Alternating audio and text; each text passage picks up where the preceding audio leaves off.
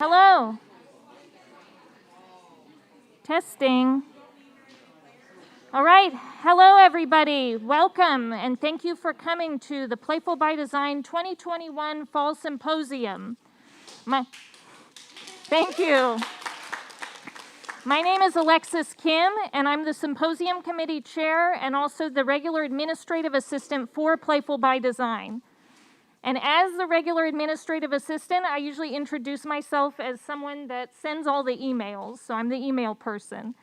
And part of that is sending emails for the symposium every year. And when I do this, I have to be reminded how long we've been doing this.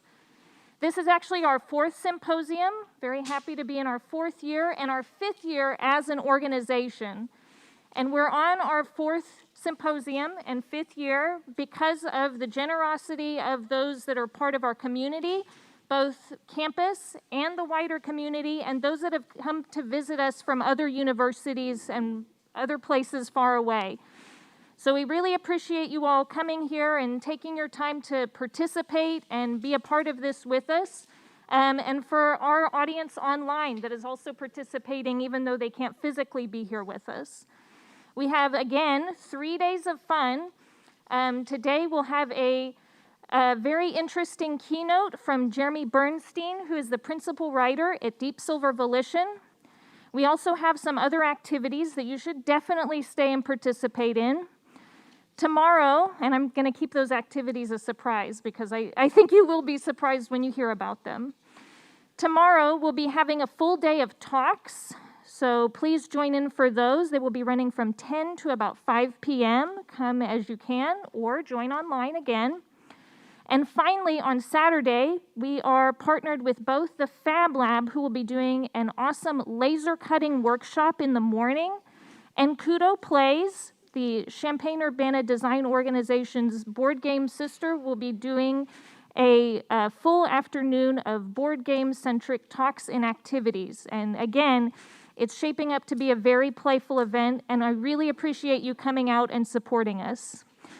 Before I go, I would like to introduce someone. Oh, here he is. John Tenchis, who is assistant professor and music director. He will be leading us in a very vibrant activity full of dance, drawing, and design. There you go. All right. Actually, I'm a full professor of dance. It's okay. And I am the music director of the dance department. And I, for the past, 20 years, have been very involved in my personal artistic mission, which is to take dance into all kinds of media and make sure that contemporary dance stays in touch with contemporary media. Right now I'm working on a new VR dance adventure.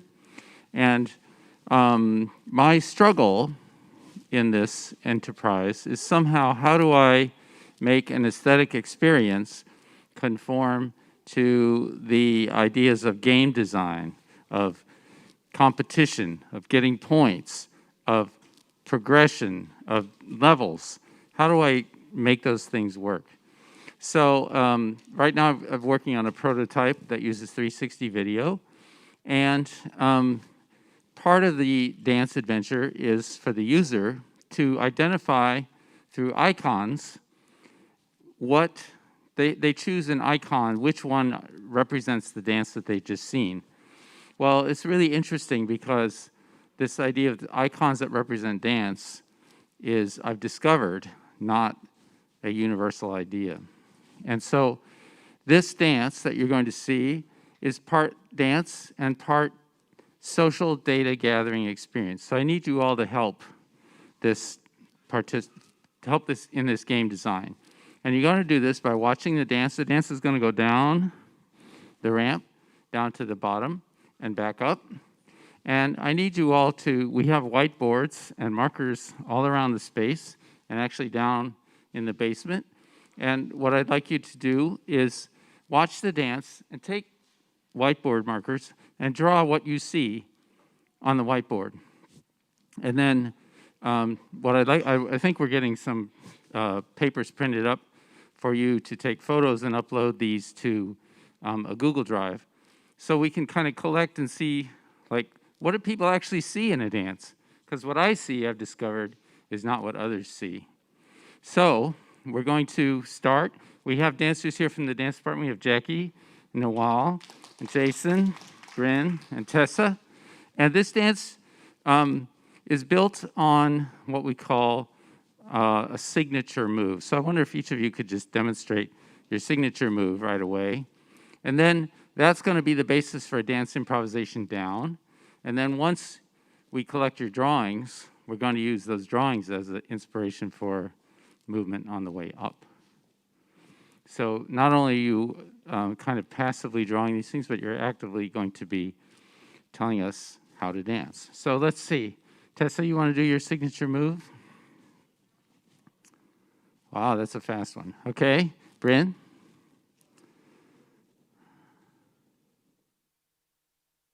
Okay, Jason?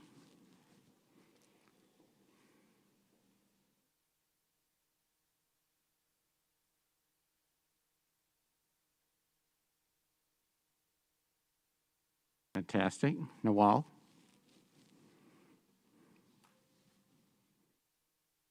Oh, careful of the table. And Jackie?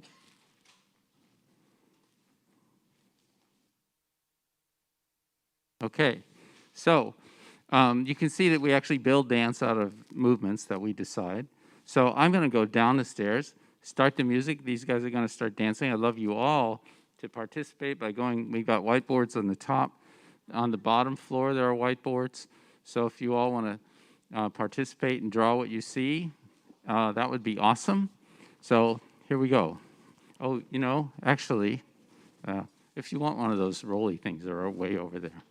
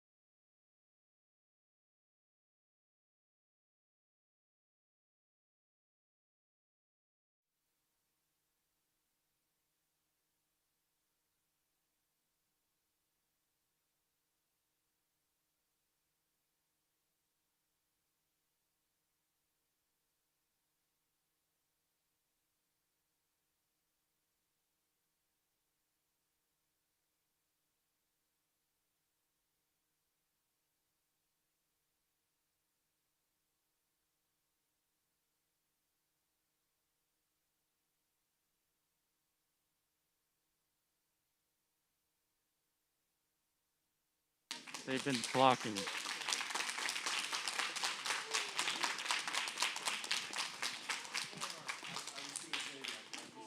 And thank you all for drawing. I saw that people were drawing, which was great. Thank you very much.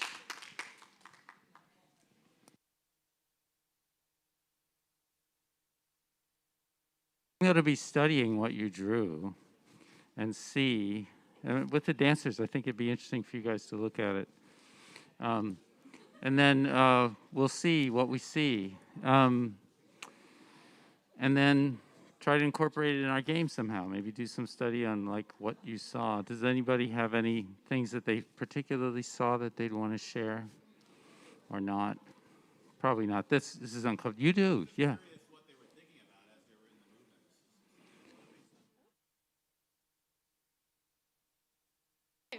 Yeah, so on my way up looking at the pictures, I was really looking for like things that I felt I didn't do on the way down. So my signature move involved like a lot of hip, so I was looking for something kind of like opposite. And I was specifically looking, I noticed that there's like a lot of stick figures and things like that, so I was just trying to emulate those same shapes coming up or taking the direction of those images and pushing like energy. Yeah, anyone else? I was going to say that on the way down, I had this signature move that I showed at the beginning. We all had these. And I was just trying to find interesting ways to do the signature move in a new way. And the reason why it was new would be because of this space. I mean, this Siebel Center for Design is really beautiful. And there's so many opportunities to take these moves and then change them because of the environment that we're in. I was really thinking about the music as I was moving. So on the way down, I was thinking, how can I like counteract this music? The music was kind of upbeat and it had like a faster pace. I was challenging that by exploring some opposition and some slower dynamic and speed. And then on the way up, I was really trying to play with the opposition of my like go-to movement. I like to do like full body, like full circle movement where I'm extending everything out and like lots of power. And so I was playing with a lot of like smaller things to challenge myself. So yeah, that's what I was doing. In looking at all your drawings, it's an opportunity to kind of try to capture energetically what I think was going on there and merge that with, I guess, my personal style. So trying to find this way to take what you do and what we do and combine that in a way. I mean, I agree with everyone else. They said everything that I would have said, so, yeah.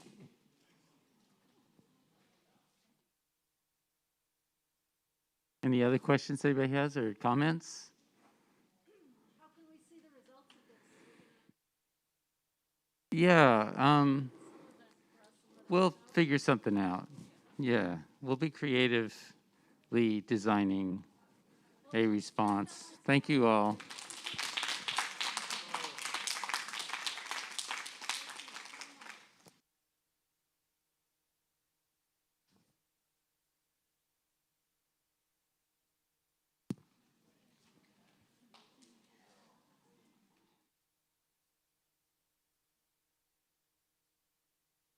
Okay, it's possible to use these. You guys go eat more.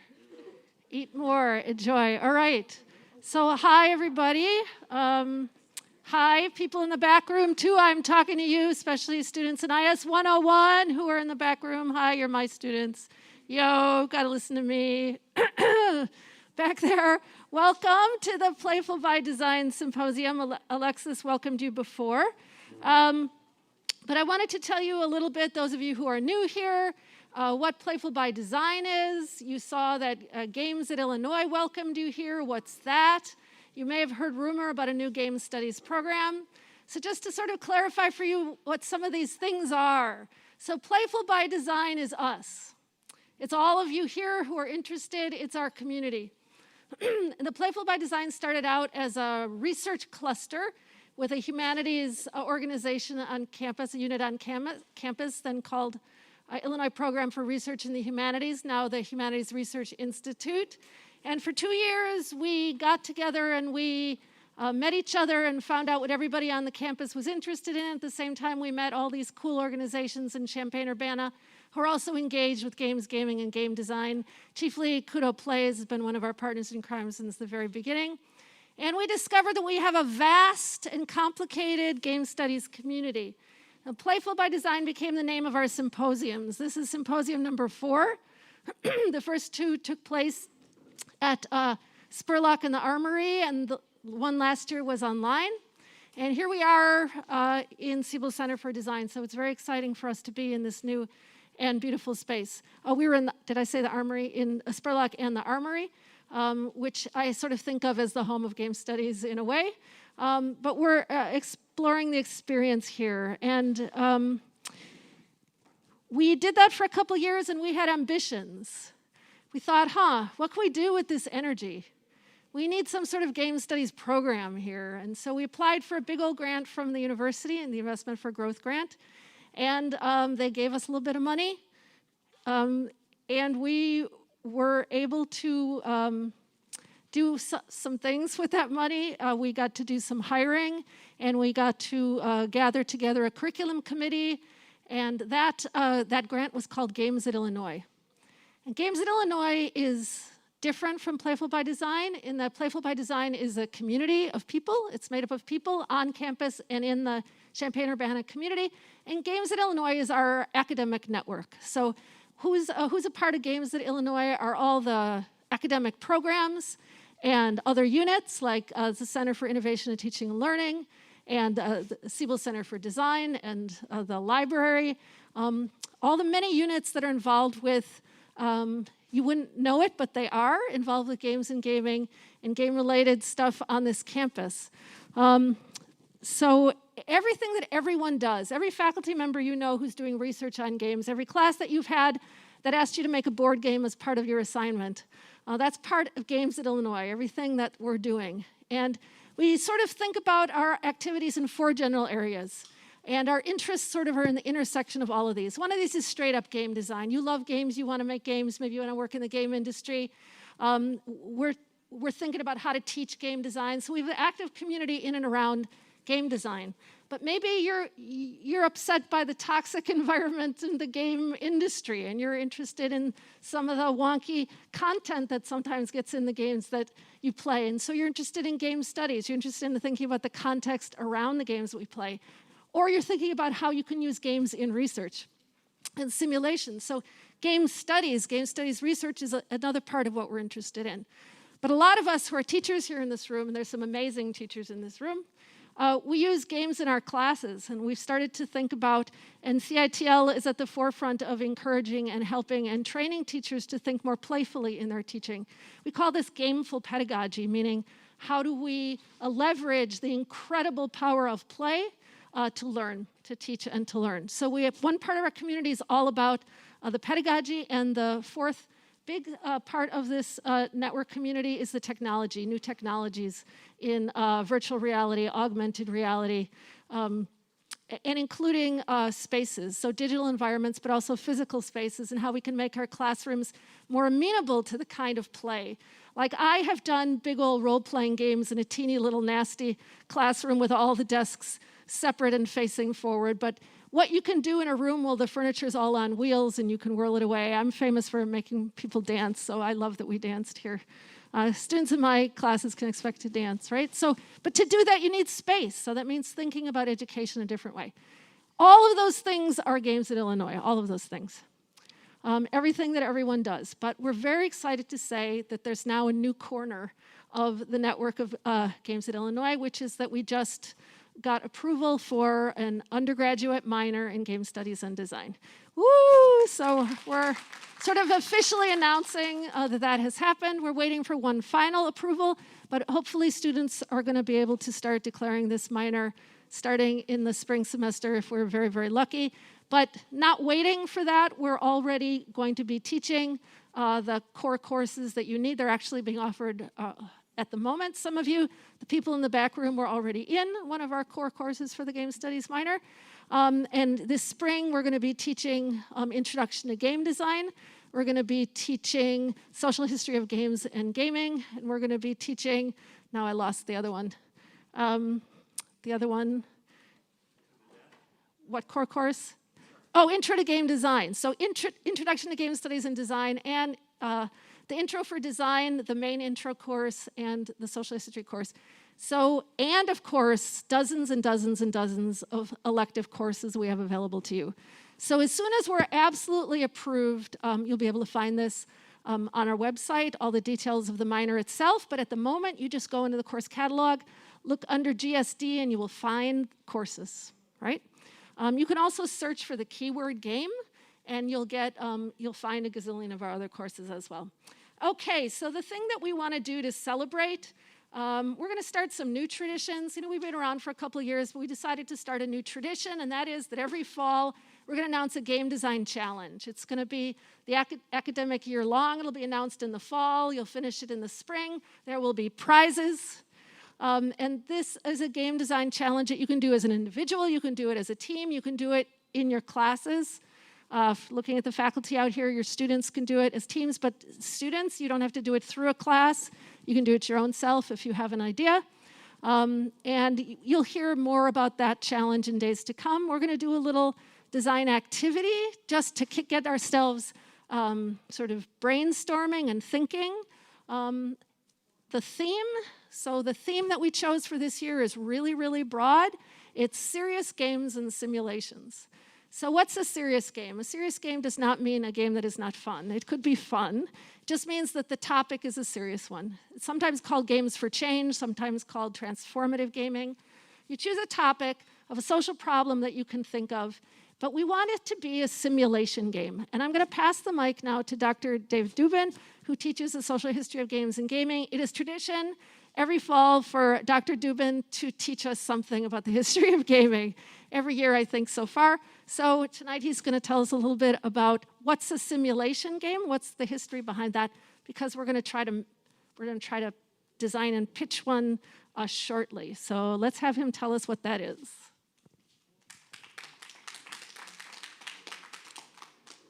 So the rules of this game is that I'm going to try to speak for only about 5 minutes or so. So that's what makes it a challenge for me, right?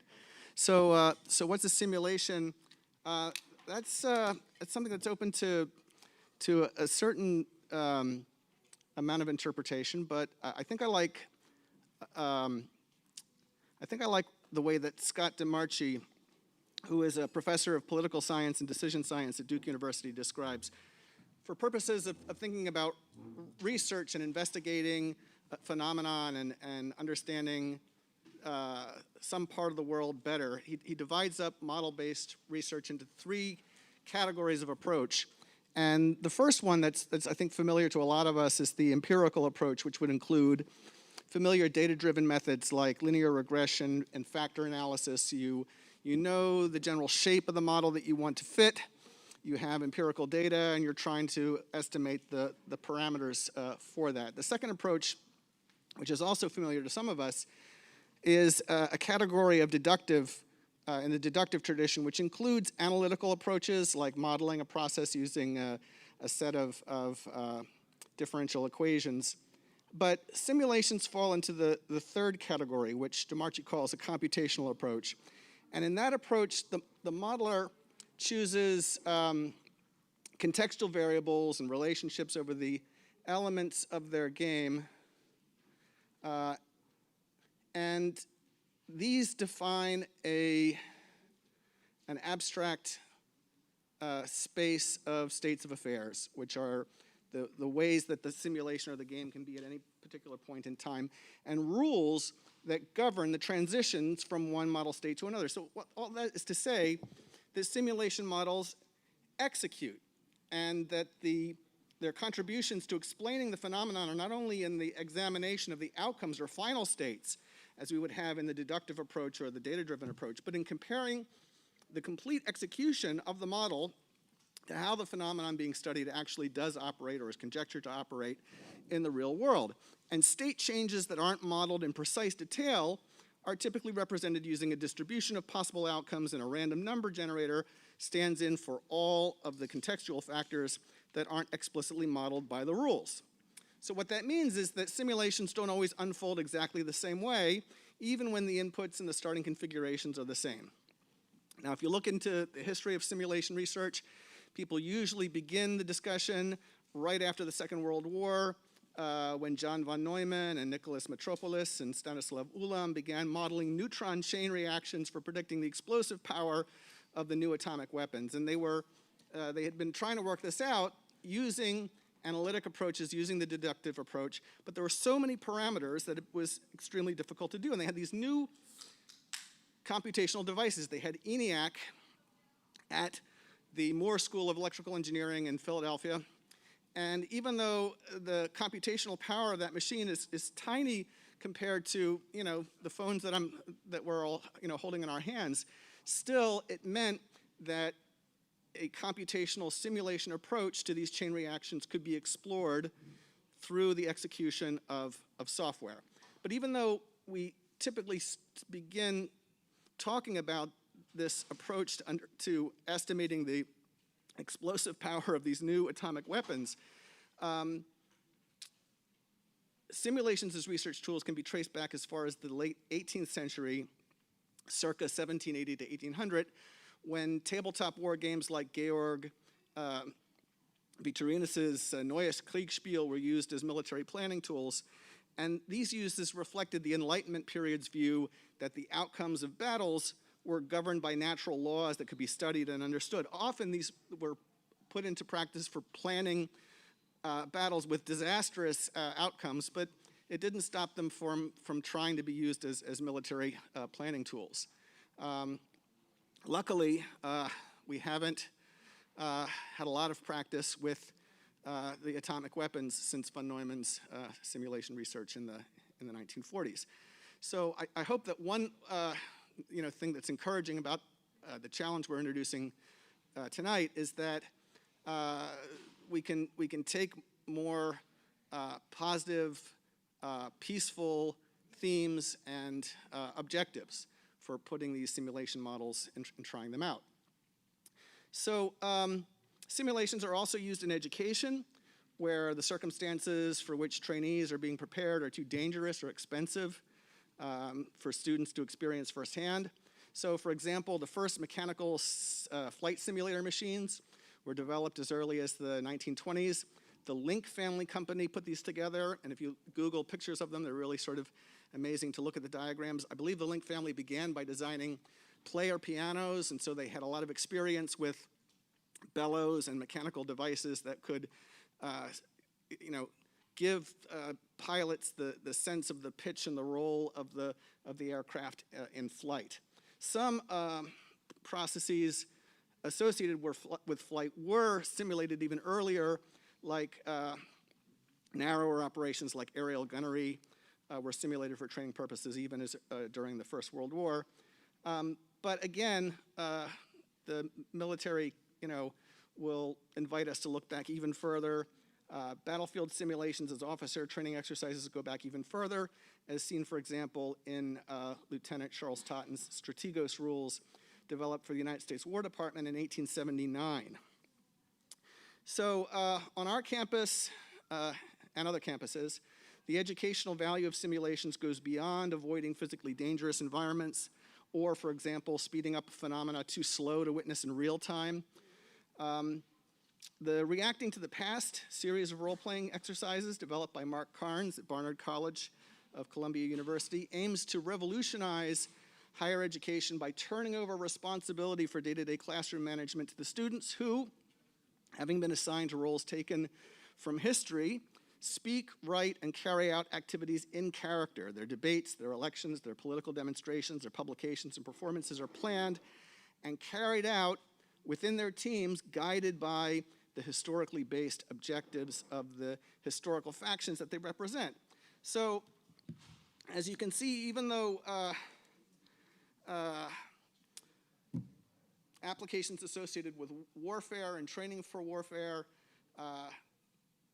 get all the funding, so that sort of explains how it is that they've tended to dominate. That doesn't mean that they've been any more successful than the more peaceful approaches to understanding natural processes and creating new learning experiences in the classroom. So I hope that this will invite you to take a broad approach to the year-long challenge, which we're going to begin tonight, and I'll let Professor Pintar.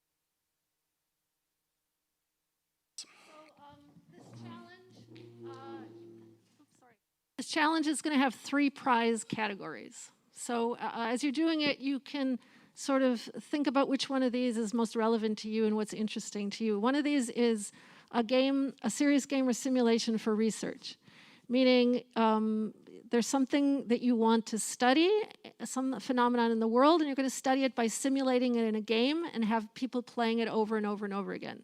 So the key point of a simulation is that your game will not play the same way twice ever, right? Unless parameters were somehow magically exactly, well, it's just not going to happen, right? So the idea of a simulation is that it's different every time it's played, and that those differences are part of what you're watching and looking at, right? So you're interested in studying the gameplay plus the outcomes. So that's sort of a simulation for research. And I don't mean research on a game where you're studying the game to write sort of a critical analysis of it. We mean the game itself is essential to the research. You're simulating something in the world and you're getting research data out of it. The second prize category is classrooms. So the use of some sort of simulation, very often this will be role play, a role play in a classroom which simulates something that the students are trying to learn, right? So I have done this in my culture classes where groups represent countries, and I slowly manipulate those groups through the semester to increase the tension between them. They don't know that that's happening because they start out having an attitude how conflict in other places could never happen here. I slowly manipulate those groups until they behave in ways so they don't know they're part of a simulation, they discover they are, and they've learned the material by experiencing it sort of in their own sort of minds and hearts, right? I don't know that that would pass IRB muster, but it's not research, it's for a classroom, right? So simulations in the classroom, and some of these games that the students are sharing, some of them fall into the area of simulation as well. So how can you use serious games and simulations to teach? That's category number 2. And the third category is activism. Like you make a game that you actually want to cause change in the world, right? So games like this are the ones that were really popular for a few years, immigrant games. They're often like handheld games where you could sort of enter the life of an immigrant, like they're texting you and you're experiencing what they're experiencing. You're sort of entering the life of somebody who's making a frightening refugee journey. And that's an example of sort of an entertainment game, quote, entertainment game, which is a serious game. They meant it to get to a lot of people, to try to increase people's empathy and understanding for complex political situations and how people are experiencing it. That would be an activist sort of game. You're actually wanting to change people's hearts and minds out there in the world. I can imagine even more concrete things you might want to try to change. So you're not doing anything as complicated as that tonight.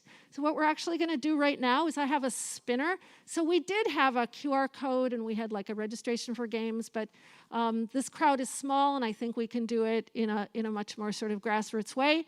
Grab a person or two, you're a team. You're going to come over to my laptop. I'm going to spin a spinner, 2 spinners. It's going to spin you a social problem, and it's going to spin you a disciplinary frame. What I mean is you might spin climate change and poetry, right? So you're going to have to come up with some sort of game and simulation that gets at the problem of social change, and either this is in a poetry class or there's something about your game which involves poetry that gets at that. I recently, just looking for different combinations, I spun, are you ready? Toxic workplace and electrical engineering. That one's too easy, right? Low-hanging fruit there. So, grab a partner or 2, and then the rule is going to be like this. We're going to spin you your idea. You're going to find a white space. You're going to name your team. When you name your team, put a big brick around it so we know the name of your team. If you already registered your team, that's fine. You don't have to, but if you already did, that's fine. Use your team name that you set up. because we're going to do some voting at the end, you're going to have just a half an hour to brainstorm based on your particular pitch. You're going to draw your pitch in a nice visual way. And this can be, let me just say, a tabletop game, board game, card game, role-playing game, could be a video game, could be an intensely computational simulation as well. Whatever you want, and then we're going to do a little vote. And this is to get us all warmed up for our keynote talk at 6 o'clock. So form your teams and then come over here, wherever I'm going to set up my laptop right here, right there, on the table right here. I'll do it right here. And I'll give you your specific challenge. I'm really excited about this. So I'm going to get my computer.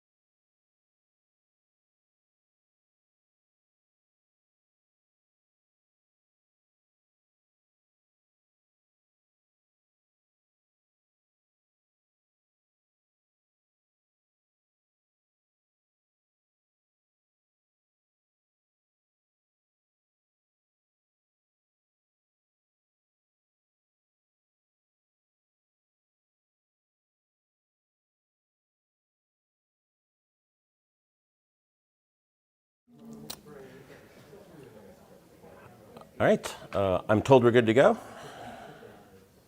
So I guess we'll go. Good evening.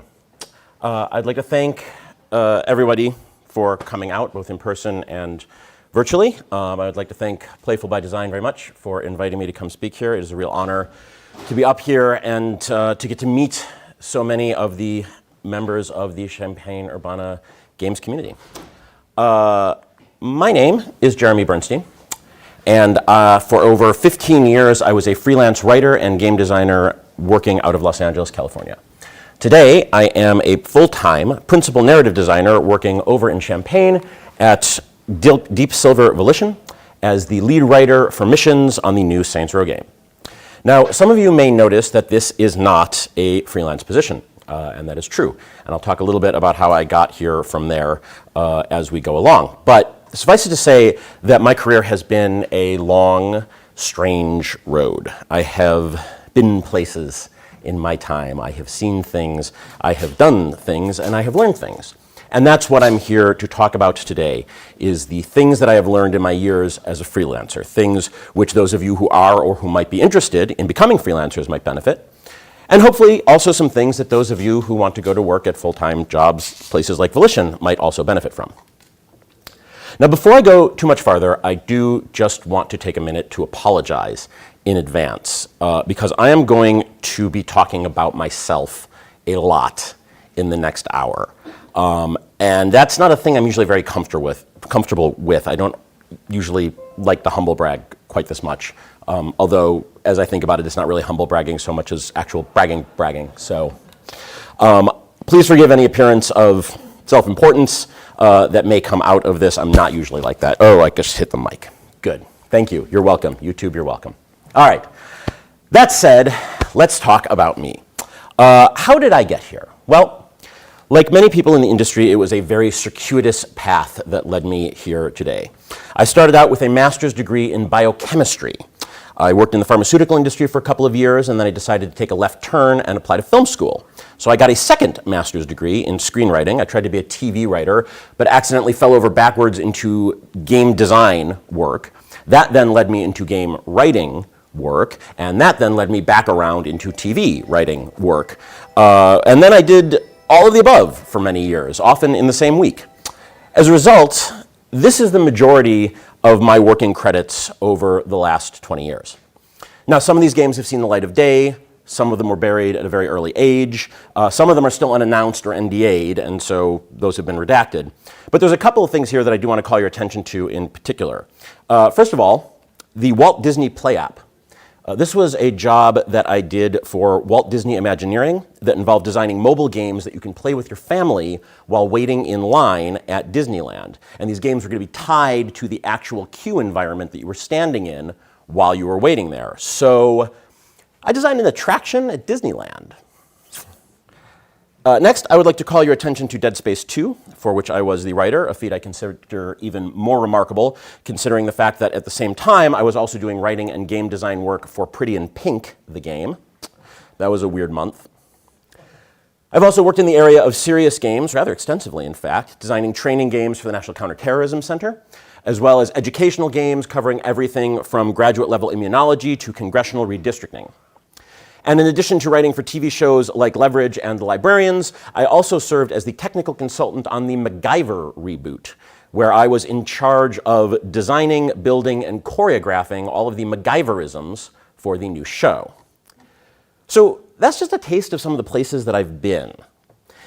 Now, the majority of this talk is going to be about how to be a freelancer, but before I get to that, I want to address a bigger question.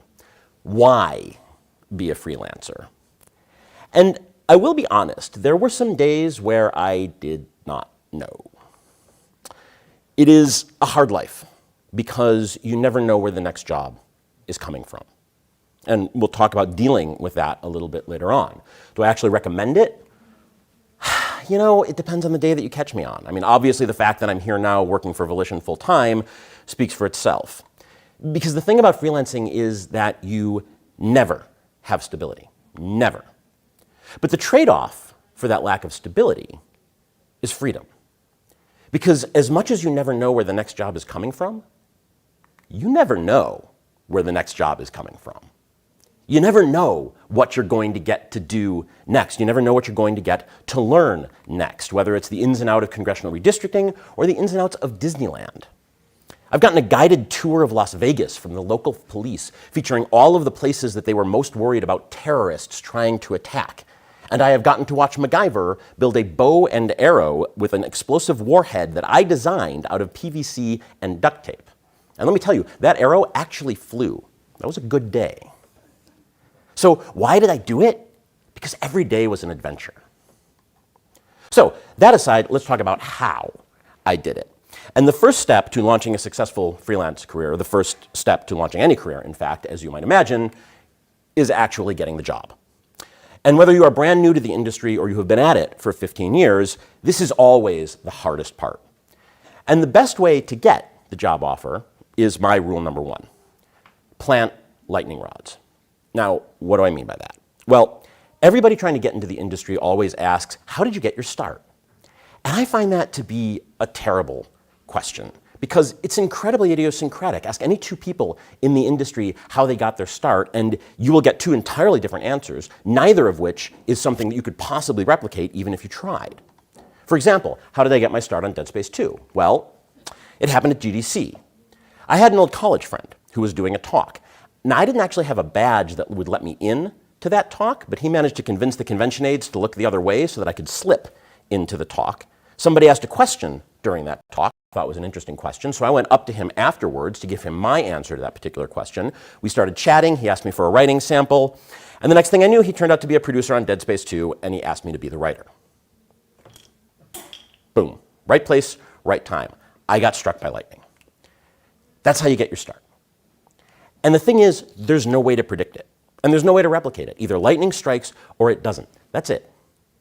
I've seen plenty of incredibly talented people who just never got that lightning struck after years. And I've seen plenty of people who just walked right out their front door and got zapped right off the bat, the bastards. So that's why I say plant lightning rods. Because while there's no way to ensure that you get struck by lightning, you can try to attract it. And you are much more likely to get struck by lightning if you're standing on a hill in the middle of a thunderstorm surrounded by metal rods than if you're spending all your time in your basement playing FIFA. So go hustle, get out there, meet people, ask questions, make connections, plant your lightning rods. That is my first rule for being a freelancer. But planting lightning rods is not enough, because when lightning strikes, you have to be ready. And that's why rule 2 is to do stuff. Random chance put me in the room with the producer of Dead Space 2, but the writing sample that I had written, that's what's got me the job. It's not enough to get struck by lightning. You have to be able to channel that lightning into your flux capacitor. So do stuff, play stuff, write stuff, make stuff, live stuff, learn stuff, have experiences, and then think about how you can use those experiences when you're in that conversation, when you're in an interview, when you're writing a cover letter. Oh yeah, sure, I once did something just like that. Oh hey, you know a funny fact about that idea? Oh God, that's a personal favorite of mine, I love that thing. It's way better having what you need already in your head or on your desk than it is trying to have to scramble to fill it in after the fact. So these are two very important rules. They will lead you to make connections, and they will lead you to be able to capitalize on those connections, which hopefully will start to lead to things happening for you. But the most important thing to remember once things start happening is rule 3. Nothing is anything until it's something. Once you begin planting your lightning rods, you will hear phrases. Phrases like, don't worry, this project is absolutely going to happen. Oh yeah, the funding should be in place any day now. Oh, I will definitely get back to you on that by the end of the week. These will become the most hated words in the English language for you.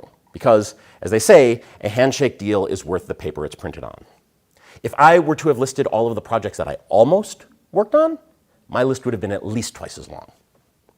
Now, the important thing to know is that 9 times out of 10, this doesn't come out of any kind of malice. Usually nobody's lying to you. Usually people are just being overly optimistic. They really do believe that things are about to happen, and then they just don't. I used to say everything moves at the speed of Hollywood. People will tell you that they're going to get back to you next week. They really intend to get back to you next week. And yet it takes 3 weeks before you actually hear back. It's just the nature of the beast. You can't control that. What you can do, though, is follow up. Now, what I always used to do is I would give people about a week past when they said they would get back to me, and then I would send a gentle check-in mail, usually something like this. Dear so-and-so, hi, just checking in, very excited about the project, etc., etc. Nothing too pushy, just something to remind them that I would exist. And this usually resulted in a very apologetic letter for not getting back to me sooner, and an admission that they didn't have any news yet, but things would definitely look clearer in another week. Repeat as needed. So promises are great, but promises are not jobs.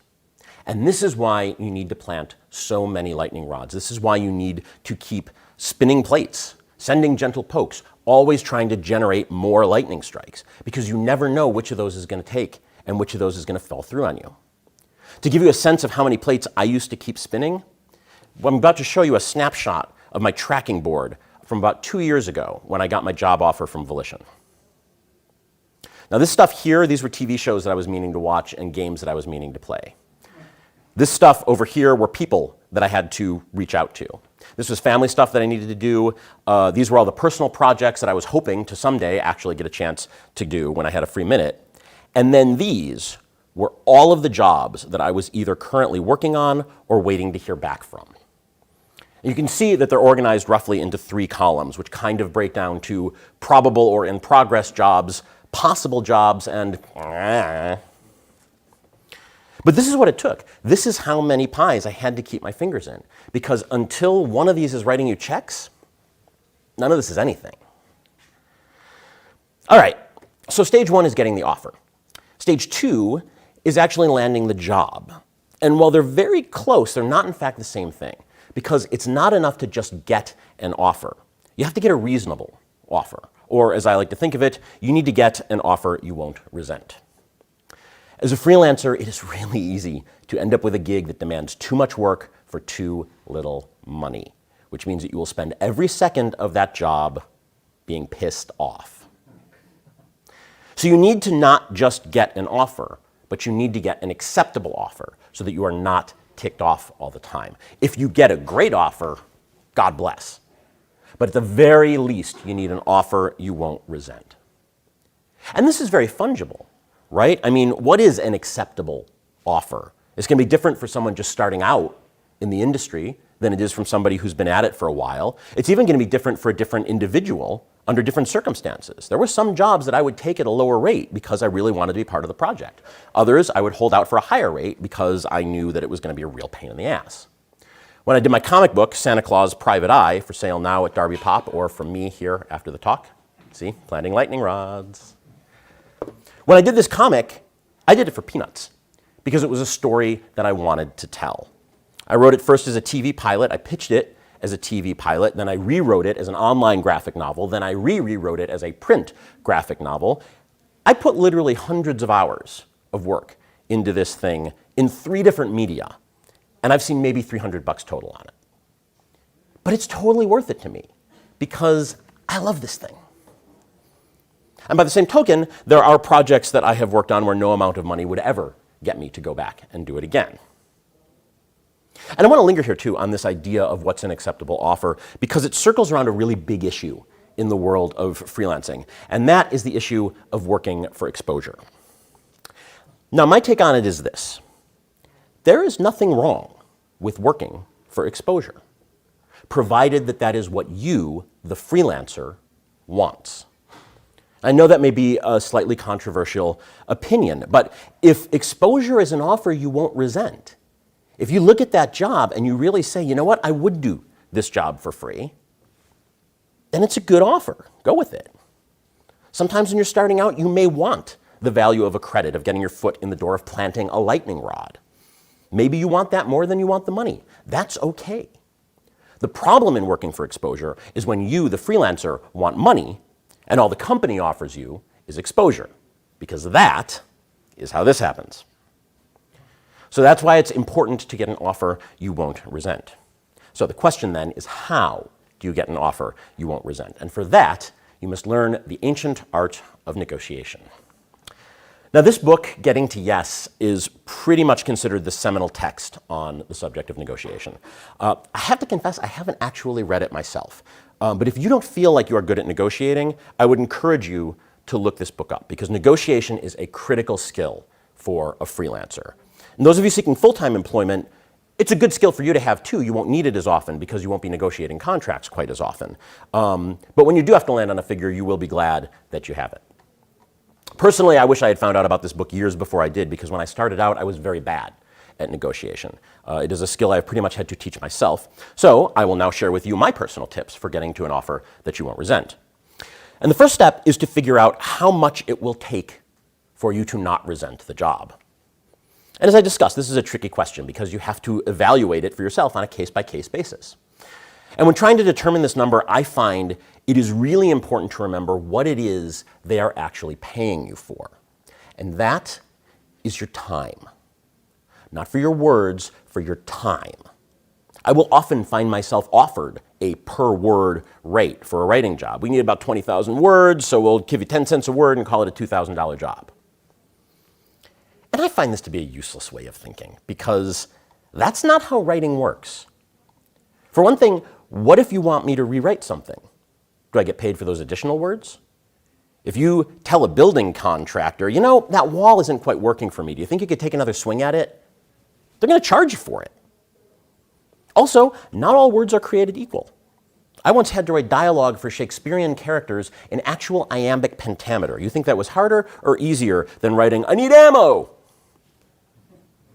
And finally, what happens when you discover that they need more words than they are paying you for? I was once hired to write barks for a game. They sent me a spreadsheet of what they needed, and they asked for only like 10 variations of "I need ammo" for the entire game, which I knew wasn't going to be nearly enough. So I wrote them extra because I knew that they were going to need it. If I'd agreed to a by-the-word deal there, would I have gotten paid to write those extra words? You don't pay composers by the note. You don't pay artists by the pixel. You don't pay writers by the word. So if you don't want to be paid on the word, base your number on the amount of time. And the easiest way to handle this is to negotiate an hourly rate. This is my personal favorite. I like tracking my hours. I like billing them. And in my opinion, this is also the best financial deal, both for writers and for the companies. If I, as a writer, finish the job faster than we expect, great, you get it for cheap. If you, as the company, drag me into endless, unproductive, long meetings that I just have to sit there and slog through, well, then at least I'm compensated for that. Everybody wins. Now, the downside to hourly rates is that they can make it harder for companies to balance out the budget, and I'm very sympathetic to that. So sometimes you need to negotiate a lump sum for the job. I usually do this for big jobs, for AAA games and stuff. And sometimes, yeah, it meant I got a little bit screwed on the hourly rate, but the security of knowing that I was going to get one large lump sum over a certain period of time, that was usually worth it for me. And calculating that lump sum is just a matter of math, right? Estimate how much work it's going to be, multiply it by your hourly rate, and bam. For big jobs, I would usually convert my hourly rate into a weekly rate, and I would literally just write it out for myself, right? I would say, okay, this is going to take 2 weeks for onboarding, 6 weeks for a first draft, then they'll have notes, so I need time for a rewrite, and then I would usually add a second rewrite, just for safety. So we're looking at an estimated 13 weeks of work. Multiply that by my weekly rate, which for these purposes we will call $2,500 per week, and voila, here's your bid.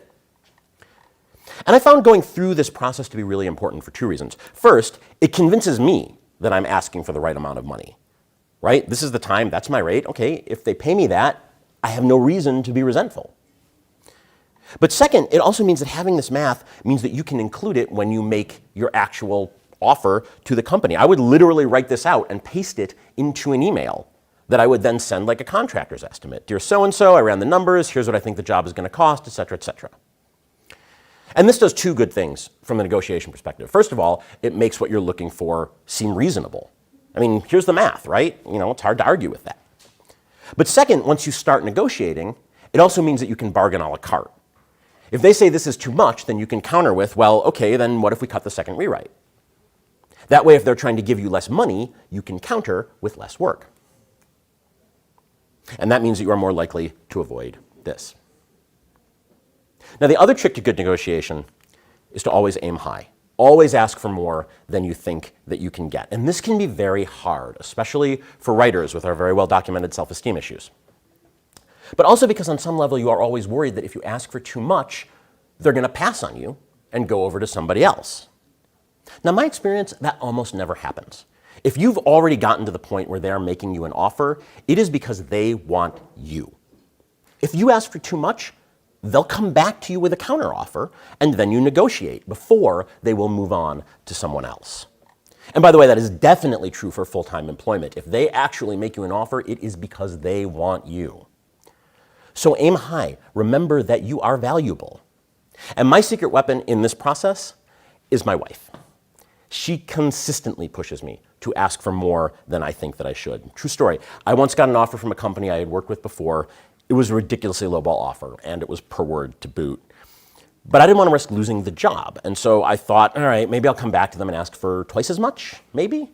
My wife looked at me and she said, don't be stupid. Ask for 10 times as much. That is what you're worth, and they know that because they've worked with you before. So I did. And they agreed without further negotiation. So negotiation is critical. It is the only way that you are going to make what you are worth. But more than the money, remember that negotiation is a two-way street. It's not just about will they let me work for them. It's also about do I want to work for them. You need to be figuring out if this job is going to be a good fit for you. And you can tell a lot about someone by how they negotiate on you. If they're trying to nickel and dime you to death in a negotiation, or if they offer you exposure that you didn't want, is that a person you really want to work with? Because, and this is kind of a corollary to Rule 5, life is too short to work with assholes. One time I was negotiating a new contract with a company that I'd worked with before. It was a fun project, but they had had some trouble paying me on time in the past. I nearly missed a rent payment once because they were so late paying me.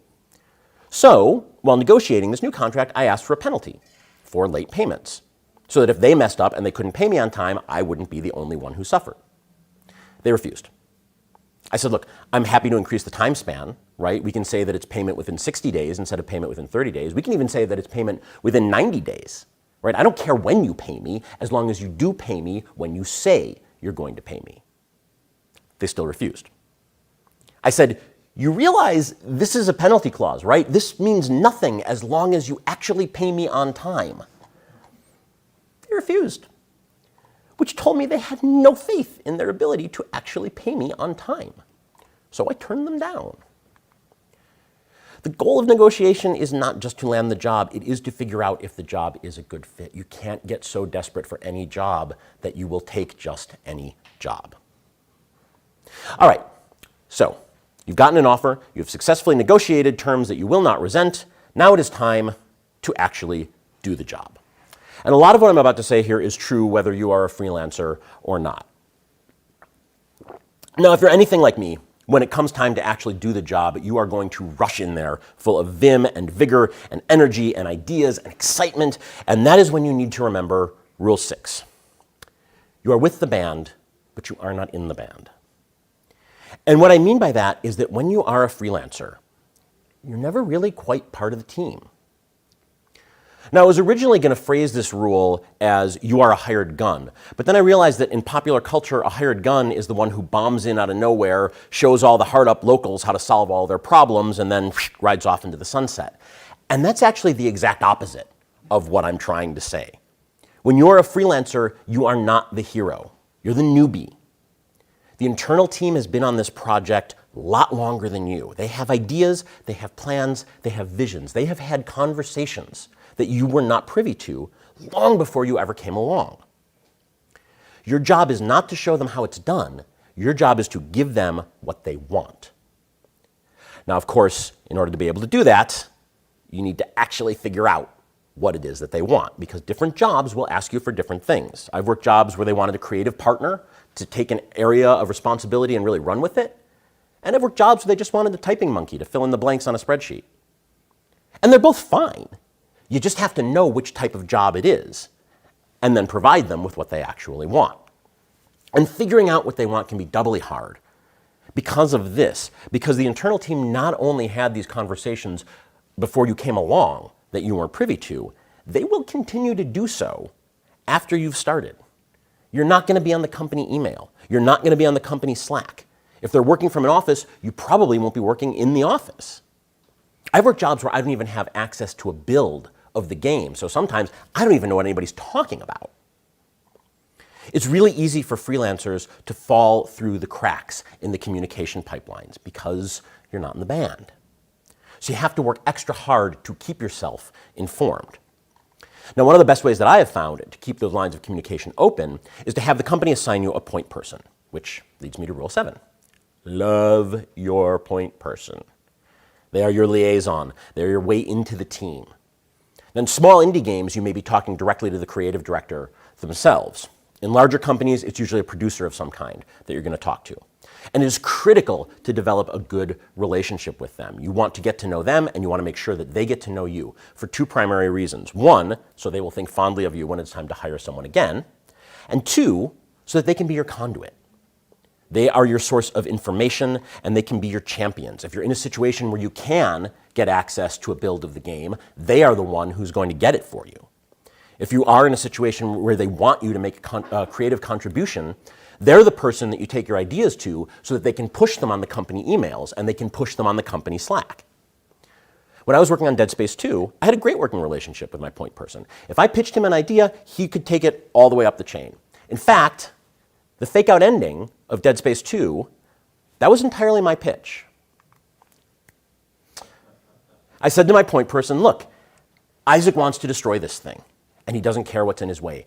He's kind of on a suicide mission here, right? It feels really in character to me. Once he gets to the end, he destroys the evil space artifact, the whole space station is falling apart around him, everybody's expecting some kind of big bombastic escape sequence, but he got what he wanted, so what if he just sat down next to the ruins of this thing and waited to die?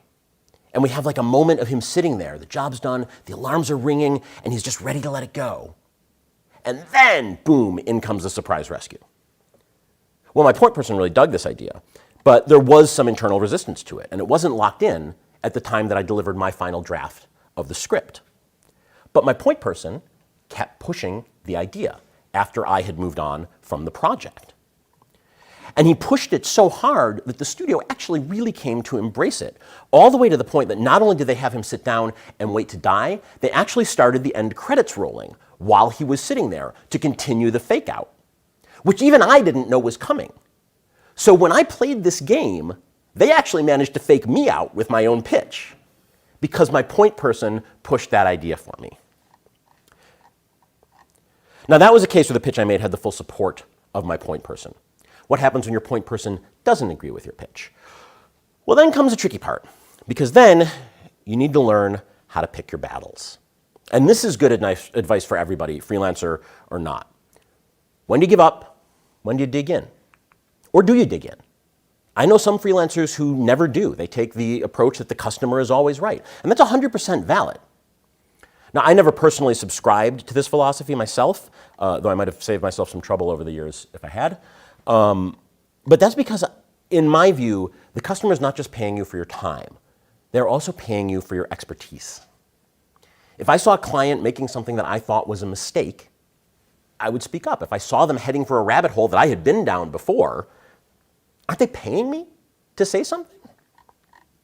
So, how do you pick your battles? Well, the first question that I always ask myself, and I do this to this day at Volition, the first question I ask is this the hill I really want to die on? How much do I really care? How important is it? Is it worth risking my carefully cultivated relationship with my point person or with the entire company at large? If it's not, maybe you just let it go. If it is, though, sometimes it's the hill you want to die on. So if it is the hill you want to die on, you go, you stalk that hill, and you make it yours. Now the next question, once you've decided that you are going to fight, is to figure out how hard you're going to fight. There is a fine line between being principled and being obstinate. And even if you're passionate about something, there's only so far that you can push it, especially as a freelancer, because you're not really in the band. Now, the rule that I always used for this, again, the rule I use to this day, is that if it's something that I really believe in, I will make them tell me no twice, but only twice. You pitch your idea, they turn you down. If it's really important to you, you say, you know what, I really feel strongly about this. I want to take another stab at convincing you again. If they turn you down a second time, then you let it go. As an example, when I was working for Disney, making games that you can play right now at Walt Disney World, during very early brainstorming, I had an idea for a game. It was a design idea, and I pitched it. And people thought it was interesting, but they didn't really think it was a game. But I felt differently. I thought that it was. And so I went home, and I built a paper prototype of it. And then when the team and I went to the park the next day in order to start playtesting some of our initial prototypes, I brought it out. And once everybody saw it in action, they got it. And it was the hit of the day. And now you can play that game while you are standing in line waiting to ride on Peter Pan's flying boats. So sometimes you got to take a second swing, but only a second swing. Now, the other rule that I use for picking my battles is to never pitch a problem when I don't have a solution. Don't be this guy. Be this guy. Sometimes you can be both, but you really don't want to go around just blowing things up if you don't have a way to fix it. We call those people Dr. No's, because all they ever say is, no, I don't like that, and they don't have anything to replace it with. And I will say that the character of Ellie exists in Dead Space 2 precisely because I did this. There was a story restructuring that we had to go through due to a technical limitation that we ran into. And as a result of that story restructuring, the character was going to have to be cut. I said, we can't cut her. She is the emotional heart of this story. Also, she's like the only female character, so, yeah. And my point person was sympathetic, but he didn't like it either, but we were stuck with it. So I sat down and I figured out a way that we could restructure the story that would respect the technical constraints, but would keep her in it. I came in with the solution, and that's what carried the day. So if you're going to pick your battles, all of that is my best advice to you. Now, all that said, at the end of the day, there's only so much you can do to keep someone from shooting themselves in the foot. Once you have made your case and you've been shot down, I found myself working on a game once that had a really intricate, innovative procedural narrative system. It was really cool, but it never quite felt like it was gelling for me. And so even though they had hired me as a writer, I put on my game designer hat and I went into the system to sort of dig through the numbers and figure out what was going on. And what I discovered was that it wasn't so much a procedural narrative generator as it was a random narrative generator. So I brought this to my point person, who did not want to hear it. I took a second swing. I came in with a solution. I built a spreadsheet to show exactly what was happening with the numbers and to show what would happen if we fixed them. They still didn't want to hear it. So I let it go. The check's cashed just the same. So there's only so much that you can control, especially as a freelancer, and you can never control other people. You can only ever control yourself. So that said, and this may be my single most important rule for doing the job, you need to control yourself. You need to deliver what you say when you say. And I feel like this should be obvious, right? But you'd be amazed at how many people don't do this, especially freelancers. Now, I had this drilled into me by a former boss of mine on a TV show. He would literally jump us when we walked in the door in the morning, and he would say, "You, what is best in life?" And the correct answer was, "The timely delivery of scripted material, sir." That's okay if things go wrong.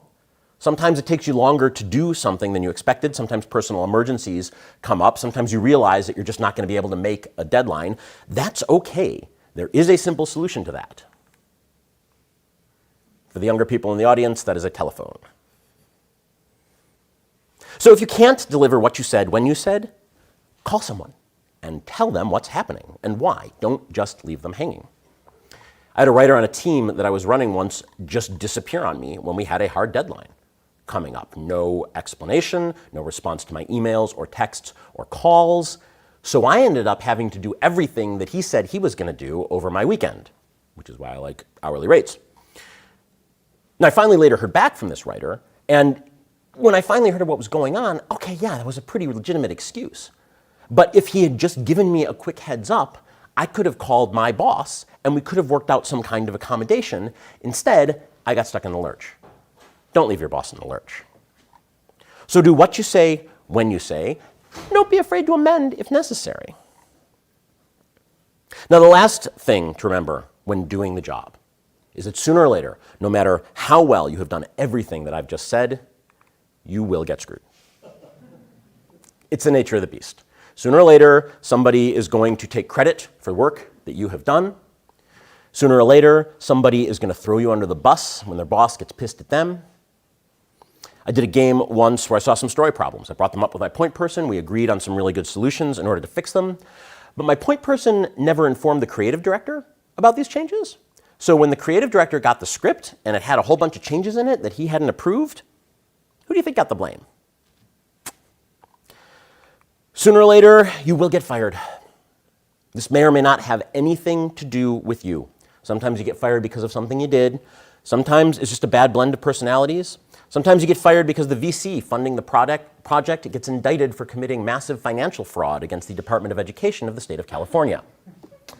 That was a really fun Thursday. If it was your fault, you learn from it and you move on. If it wasn't your fault, take a day to mourn, then pick yourself up and get back to work. Sooner or later, you will get stiffed. This sucks the most because there's really not much you can do about it. And sometimes it's not malicious. Sometimes well-meaning people just run out of money. I've had several companies just fall out from under me while I was working for them. In my experience, usually the people that are part of that company feel really bad that they can't pay you that money, and they'll do everything they can to either get you the money eventually or they'll make it up to you through favors or work and trade or whatever. Sometimes you do get stiffed maliciously. Now, I've been lucky enough that this has never actually happened to me, but I do know people that it has happened to. If you get screwed maliciously, your options are really pretty limited. I mean, you can sue them, maybe, but how much money do they owe you? Is that really a hill you want to die on? And God knows if it's work for an overseas company that you're doing, forget it. The best you can really do to protect yourself is to ask around preemptively and find out if places have a good reputation. But sadly, this is just in the nature of the job. So, okay, you got the job, you got the offer, you got the job, you did the job. Congratulations, you are now right back where you started, and it's time to get another job because freelancing. However, you are not exactly back where you started because the best rule to keep in mind for getting jobs is that jobs beget jobs. And again, this is very much true whether you are freelancing or full-time.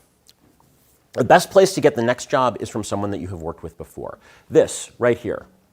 This was my first job in the industry. It was a summer internship. Now, I must have made a pretty good impression on one of the people that I worked for there because that guy hired me for all of these jobs. Now, on one of these jobs, this one, I met another guy that I made a good impression on, and that led directly to all of these jobs. Landing Dead Space 2 was the direct predecessor for these jobs. A single friend of a college friend led to all of these jobs. And the rest of these came from a variety of random connections that I met along the way. But none of those people were more than 2 degrees of separation away from one of those key players. In my entire life, even before I was freelancing, I have gotten exactly 2 jobs where I submitted a resume cold and didn't know anybody on the inside. 2. This one, which was actually my first paying job in the industry, and this one at Volition, which ironically kind of marked the end of my freelancing career. So the best way to get the next job is through someone that you met on one of the last jobs. That said, I remind you of Rule 5A, life is too short to work with assholes. This has an obvious corollary. Don't be the asshole. Now, there are basically 3 categories of rehires that I like to think about. First, there are the whales. These are the ones that keep coming back. If they have a gig, I would be their first call. And I was very blessed to have as many of them in my life as I did. They were all truly wonderful people, and I'm saying that even though none of them are in the room. If you're on YouTube, God bless. Next, you get the ghosts. These are people who hire you and then disappear, and they don't return your emails for years until they suddenly show up again out of the blue and say, hey, I got a gig, you want in? And believe it or not, ghosts are a sign of a very healthy client base. It means you've got a critical mass of fans. That means that jobs can just turn up out of nowhere, when you least expect them. I can't count the number of times that my tracking board was virtually empty, and then boom, one of my ghosts showed up and dropped a job into my lap, thank goodness. And then you get the one and dones.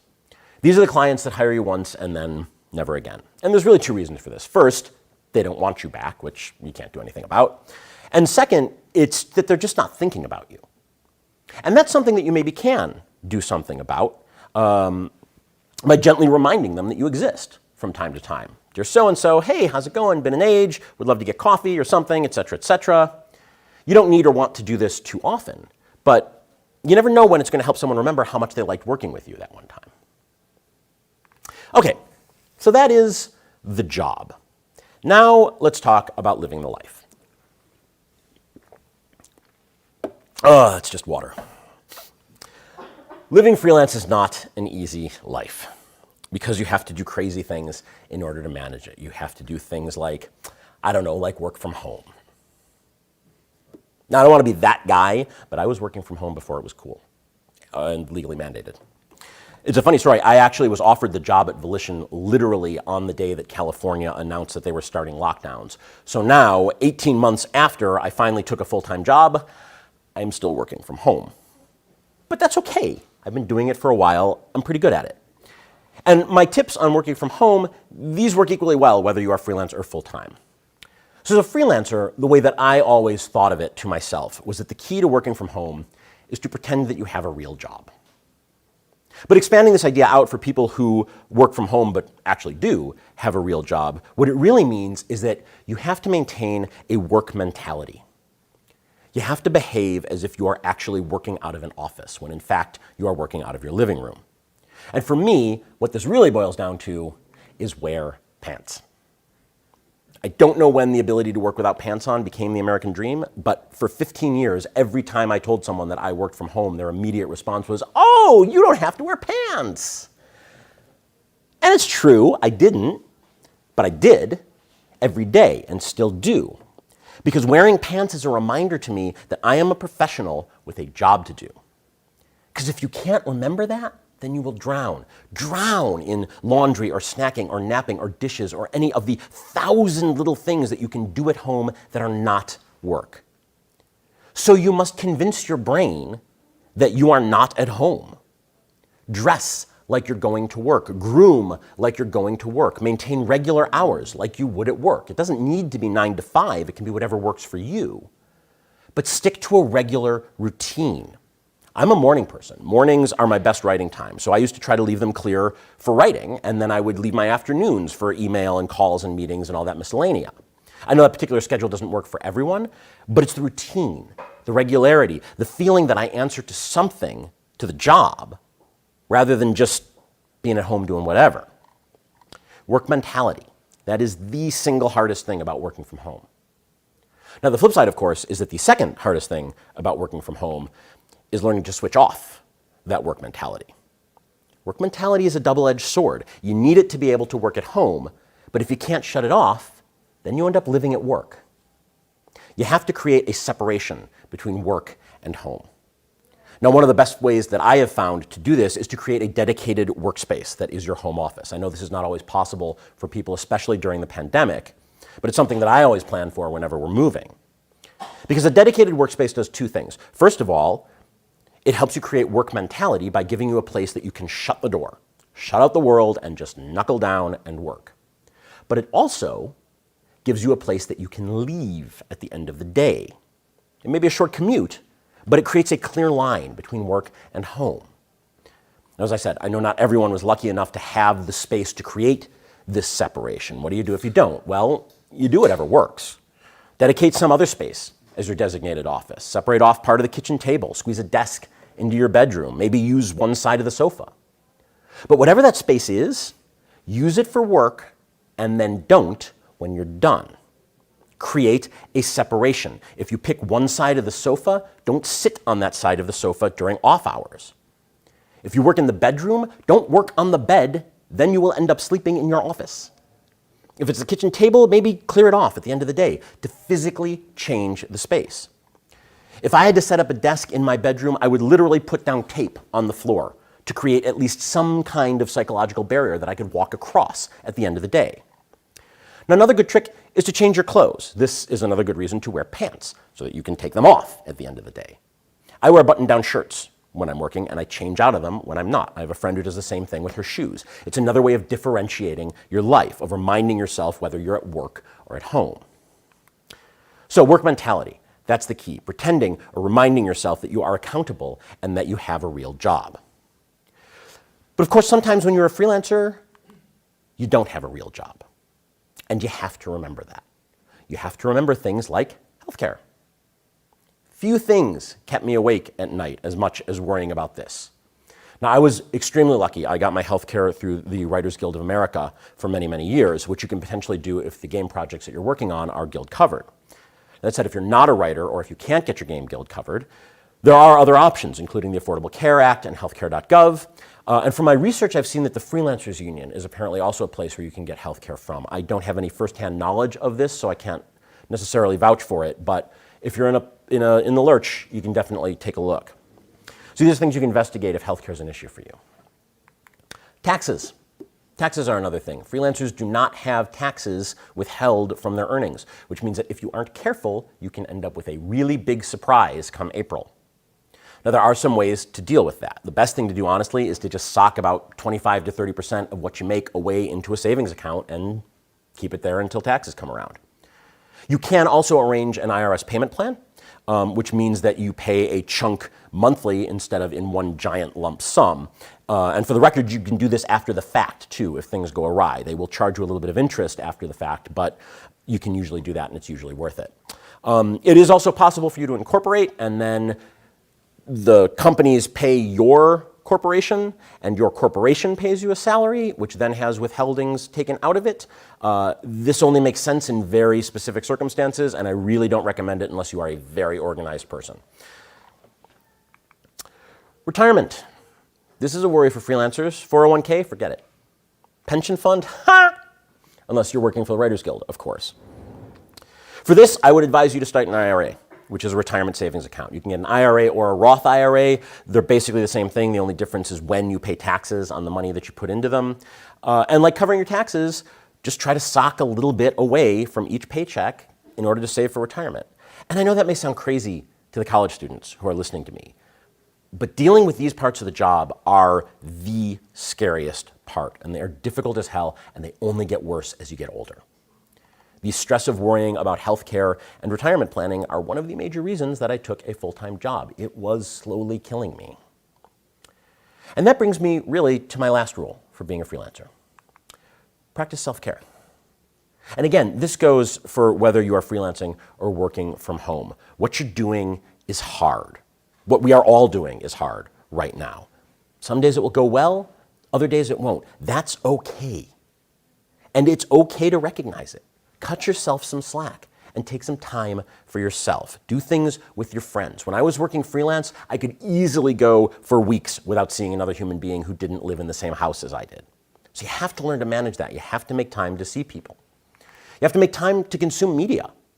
Watch TV, read books, play games. And not just the things that you have to in order to be part of the conversation. Consume the media that you want to consume.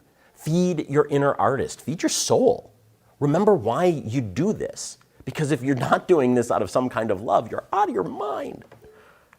If you have a family, partner, kids, don't forget them. I try to make it a personal rule not to turn my computer on Saturdays, if I can get away with it. Also, regular date nights. Again, not just a good rule for freelancing, but a good rule for life. Be sure to reward yourself.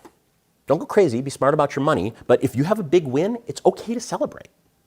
The usual rule is to treat yourself to one big thing that you really want and then put all the rest of it away. Me, I like to reward myself with Lego sets. This was the trophy case in my office a couple of years back. It's kind of grown a little bit since then and spread through the house maybe a little bit because my wife is a saint. When you need to, take time to mourn your losses. I've had incredible highs and incredible lows in my career. When I had a bad break, I would give myself a day to wallow. I would watch bad TV, I would eat ice cream, I would play games, but just one day. That was always my rule. One day, lick your wounds, pull yourself together, and get back on your feet so that you can get back to work tomorrow. Otherwise, you lose your hard-won work mentality. So, that's it. That is everything I know. The sum total wisdom of an entire career laid out in 45-ish minutes. But there is one last step on my path, of course, to freelancing, which is, why did I stop? Well, you've probably got some ideas about that by now. Like I said, mostly it was the uncertainty. There are things that I miss about it, but not for 1 minute do I miss the uncertainty. It is an enormous weight off my shoulders that I did not even know was there. But at the same time, I didn't really leave freelancing. I came to Volition. I got an opportunity, an amazing offer, an offer that I couldn't refuse, to come work on Saints Row with some fantastically talented people. My entire career, my freelancing career, has been a series of unexpected adventures. And this is just a new link in that chain. So, that said, I have a sneak peek at the new adventure in my pocket, if anybody would like to see it. All right, let's see out there if we've got the audio working.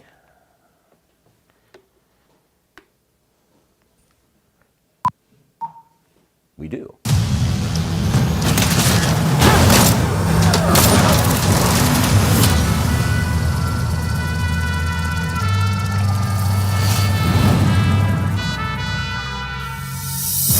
Hi, I'm Brian Traficante, Creative Director here at Volition. In the first of this mini-series, I want to share some of the districts in Santo Ileso. In particular, the territories that the three enemy factions control. The Saints will need to take over as part of their criminal journey. Santo Ileso is a modern, urban, crime-ridden city sandbox spread across 15 districts, with each district having its own feel, its own points of interest, its own inhabitants, and daily life. Let's look at some of the key territories that's home to the game's three rival factions. The Providencia is controlled by Los Panteros, who were born and raised in Santo Ileso. It has a grittier, weathered identity to it that reflects the Panteros' home turf. The Lakeshore District is virtually owned by Marshall. It's the urban jungle of Santo Ileso. Busy streets, tall skyscrapers, and Marshall's iconic HQ are situated Love that building. here. And in contrast, the Monte Vista District offers pools and parties, home to gated communities of the rich and powerful. This is where the idols host their outrageous events. Built for discovery, the city of Santo Ileso itself is richly populated with its own points of interest and discovery opportunities that will reward players. I hope you enjoyed that extra look at some of the variety, diversity, and landmarks in the city of Santo Ileso. We believe that this is the best Saints Row world we've built. You'll see more when we take a look at the new criminal venture.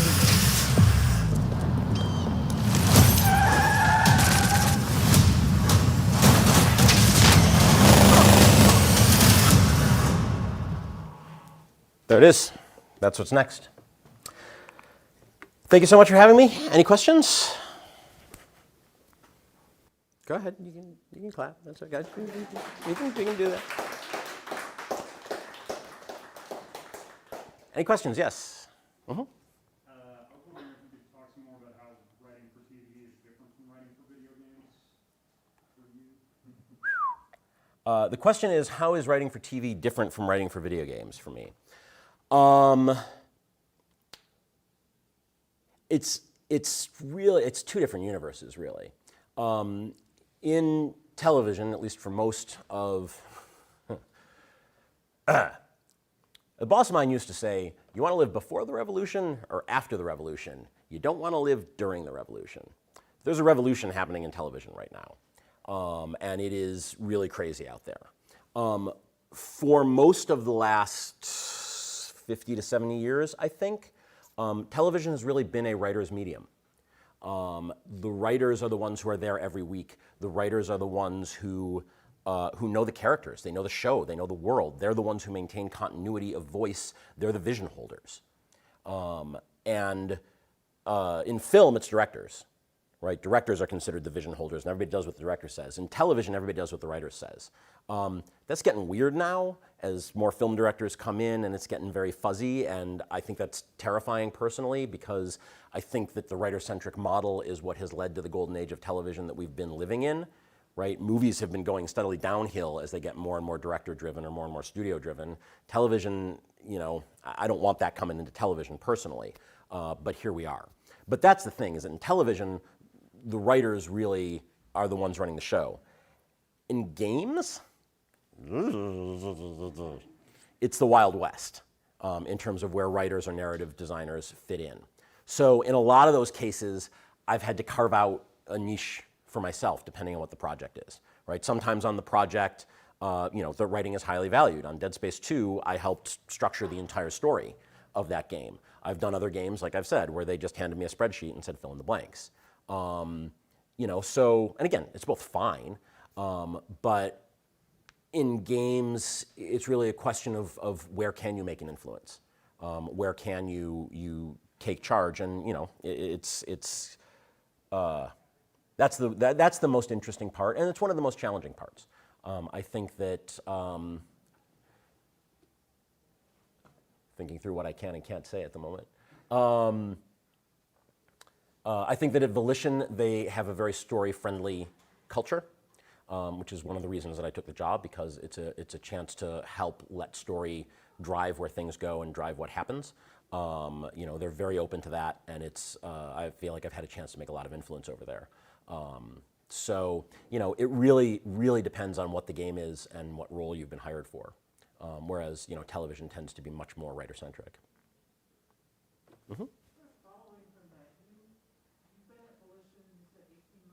Give or take, yeah.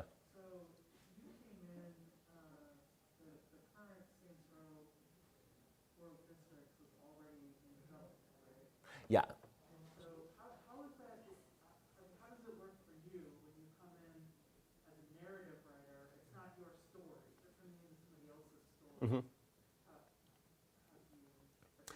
So the question is, I came into Saints Row midway through the process, and so the story was already written and underway by the time that I got there. And so how, as a writer, do you deal with it when you are working with someone else's story? Well, one thing that's really helpful is television trains you really well for that. Because when you're working in television, the question is not how creative are you? The question is, how well can you write the show that you're on? When I worked on Leverage, I came into that on season 4 of that show. So that show had been established for 3 years. Everybody knew what it was. Everybody knew who the characters were. I didn't create them. I didn't influence them. I had to come in and write them as they existed. In a lot of ways, walking into a story that already exists is pretty much the same thing. You find the story, you find your groove within it, and you find how to fit yourself in there. You look for the ways that you can build on that. You look for the connections that you can make. One of the things that I think, I should put the Will Ferrell picture back up, but one of the things I think I do particularly well is find emotional connections between events. And so sometimes you look at the story that's been laid out and you sort of say like, hey, does anybody realize that sort of from here to here to here, we find this nice little story arc going on within this character? Why don't we make more out of that and really, milk that for more that it's worth? So there's always opportunities that you can find when you're working in someone else's story. It's freeing sometimes to be able to play in someone else's pool, because then all the weight's not on your shoulders. I'm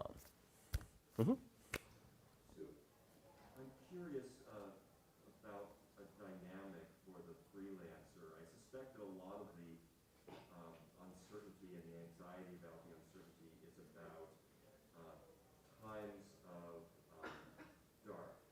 But what about times of glut? Have you ever had the problem of how suddenly I've got so much I've got to do now if I don't want to burn bridges or alienate people? How can I possibly survive the next 2 months?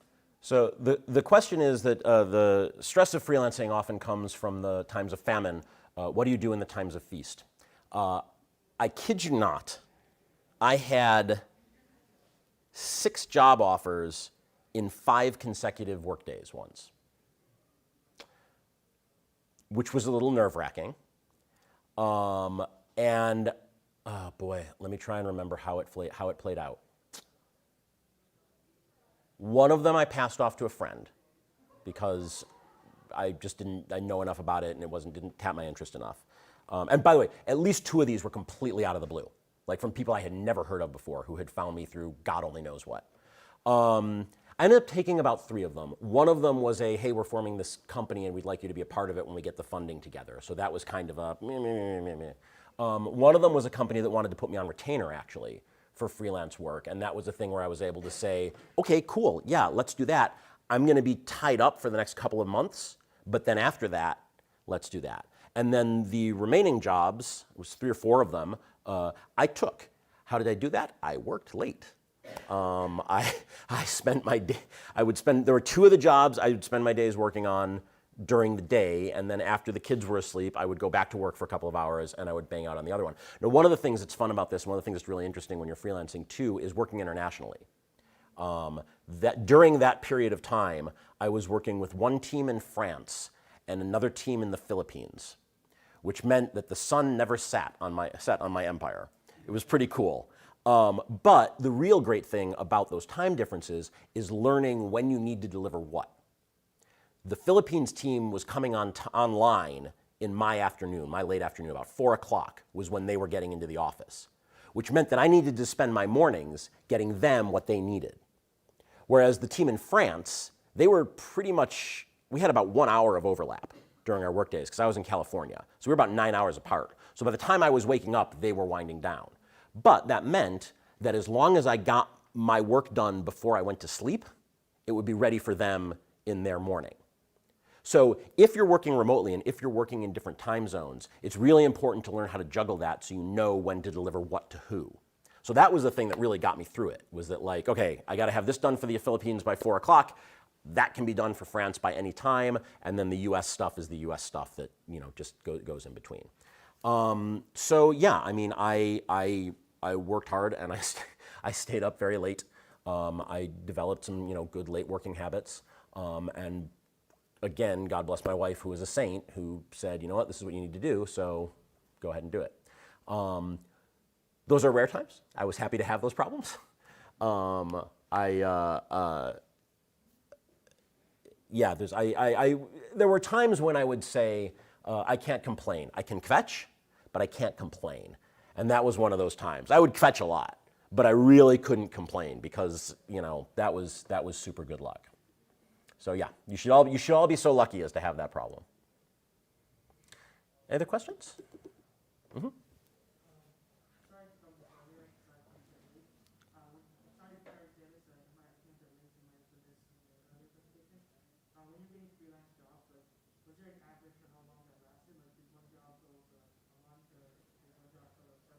Yeah. The question is, was there an average job length? I would say about 3 months was probably roughly the average job length, but you know, there was a lot of variety in there. The TV jobs were like usually about 20 weeks of every day, but that's the rough thing about TV. It's 20 weeks on straight, and then you're off for another year until you get another pickup, if you get another season pickup. You know, there would be jobs that were a couple of months, but I would say, you know, about 3 months was usually the average. And then again, depending on the size of the job or the length of the job, some of those jobs we could say, here's when the deadline is, it's 3 months out, let me book this as a lump sum, and then I could work other jobs in and around all of that. Other jobs, it was, you know, more of an hourly, whatever sort of thing. So yeah, 3 months about average. There's another question over here. Mm-hmm. So are games the worst for not really understanding what they need? I mean, you know what I mean? It's like, how often does it come up where you go, okay, they didn't understand what they really needed to do or really wanted to do? Is it television? Is it games? Is it movies? Which one's worse? The question is, what's the worst for not knowing what it is that they want you to do? And it is absolutely games. I just figured it. Yeah, television and movies have a pretty well-established hierarchy. They have a pretty well-established process for how they work, and you just fit into that machine pretty seamlessly. They know what they want from you. You know, it's possible that I picked some hills to die on when I was working in television that I maybe shouldn't have. You know, so there's always ways you can screw up within that system. But in terms of knowing what they wanted from me, they were very, very clear. Games are really still the Wild West. I think we were almost just sort of talking about this today. I'm a principal writer at Volition. What does that mean? Right? Every studio has their own internal naming system. It's really hard to compare titles. You know, for the record, principal is the top level within the disciplines at Volition. So I'm the top, one of the 2 top level writers at the company. But you know, that's just an indication of how out of whack things are in the games industry. Nobody really knows. I'm not gonna say nobody really knows what they're doing. Some people obviously do, but every company has their own way of doing things. And sometimes they don't realize their own deficiencies. That's one of the really hard parts of being a freelancer. When you come in and you say like, oh gosh, you guys think you have a really good story and you're really proud of yourselves. I see you patting yourselves on the back for the story you wrote yourselves, but as a professional writer, I see what's wrong with this story. I did a game once where it was a fill in the spreadsheet kind of game, and the gameplay, the entire narrative premise of the game was completely at odds with the gameplay. It was a very high pressure, gotta go, keep moving kind of gameplay. And then there were all these side paths and like side areas that you could explore. And it's like, I'm not supposed to be exploring. I'm supposed to be going. I got to go fast as I can. Why am I stopping to explore this thing when I'm in a rush, right? So the narrative was completely at odds with the level design. And nothing I could do about it. I don't think I even brought it up really, because, you know, that's Dr. No, right? That's a problem without a solution, so why bother? But, you know, that kind of thing can happen. They didn't know what they needed. They knew what they wanted, but they didn't know what they needed. I run into that. You run into that much more in games than you do in television. Mm-hmm. It seems like you've wrote about a wide variety of contexts. How do you approach researching a topic that you have no idea anything about that background? Mm-hmm. So the question is, having written on a wide variety of contexts, how do you approach research? I'm a research nut. I go bananas for research. I dive into the research and just live in that world for a while, especially when I was doing serious games. That was one of the really fun things. In order to really make a good serious game, the thing we always used to say is that all games are teaching games. It's just that what most games are good at teaching you is the rules of the game. If you play a game like Monopoly, you don't actually learn anything about real estate, but you do learn which property is worth more, or, you know, whatever, right? So now imagine Monopoly if the rules were tuned so that they actually represented the way that the real estate market works. Then you have a game that would teach people how the real estate market works while they actually play it. In order to do something like that, you have to understand the rules of how the real estate market works. So you have to do that research. So I would deep dive into congressional redistricting. I would deep dive into immunology. I would do this with television episodes too. If I was doing an episode, I did an episode, a friend of mine suggested this as an episode of Leverage about high school cheerleading. Which, when you dig into it, is an enormous scam that is run by one single horribly unscrupulous company that charges thousands of dollars per year to parents so that they can put their daughters at extreme risk of death and paralysis. It's horrifying. I went deep down that rabbit hole, you know, and learned everything about that. And then I came into the room to pitch it to my boss. And my boss was one of the creators of the show, were the people that I was pitching it to. These people had spent 5 years at that point researching corporate crimes and the depths of depravity of late-stage capitalism.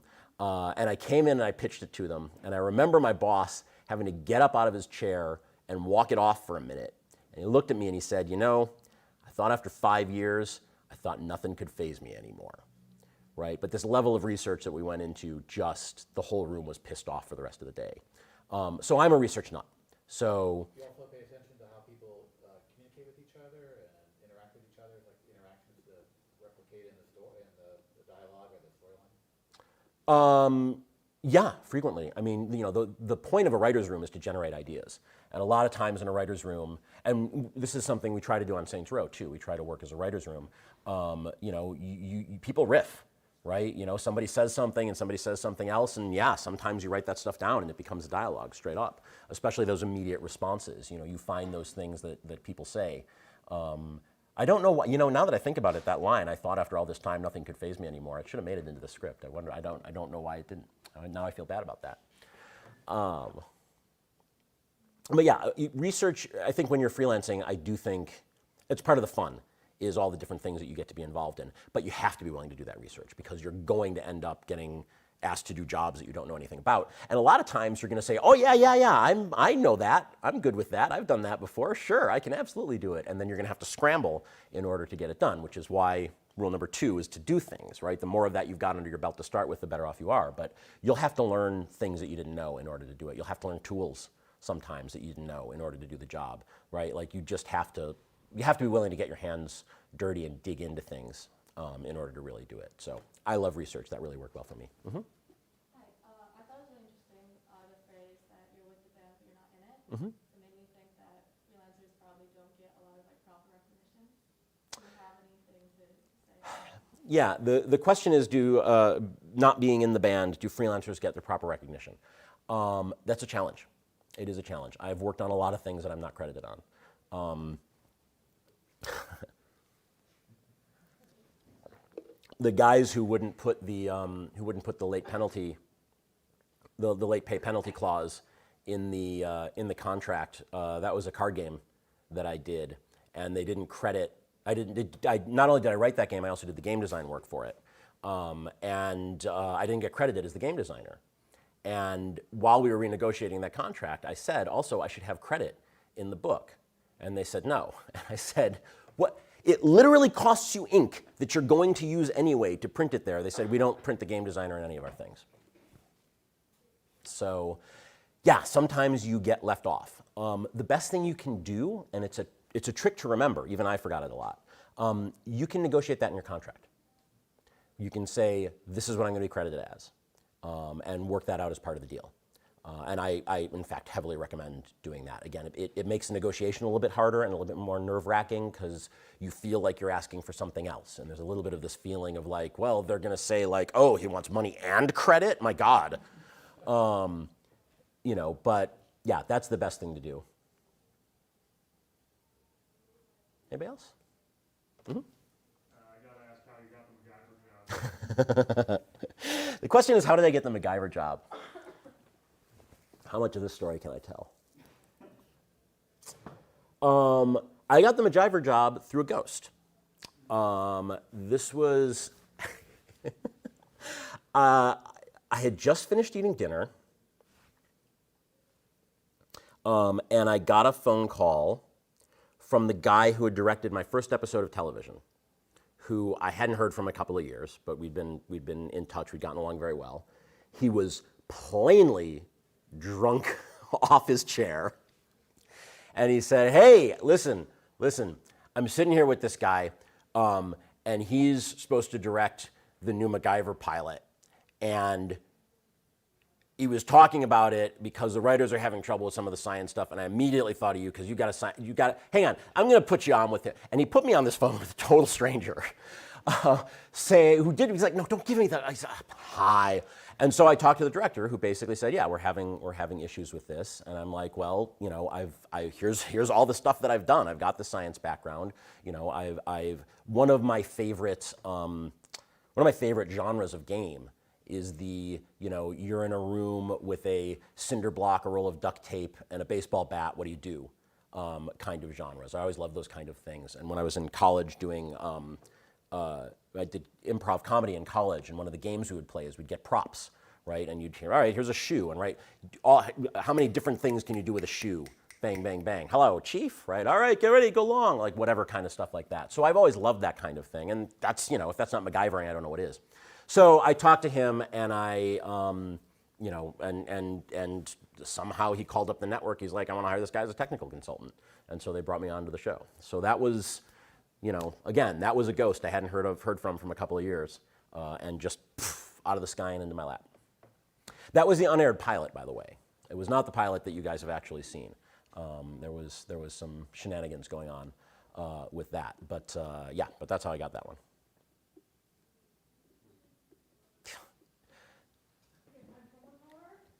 Anyone else? Oh, there's two more. What? Two less questions. All right. Good. All right. So, come from a creative standpoint, obviously you deal with a lot of criticism, specifically because it's such a subjective genre. How do you handle criticism with no direction?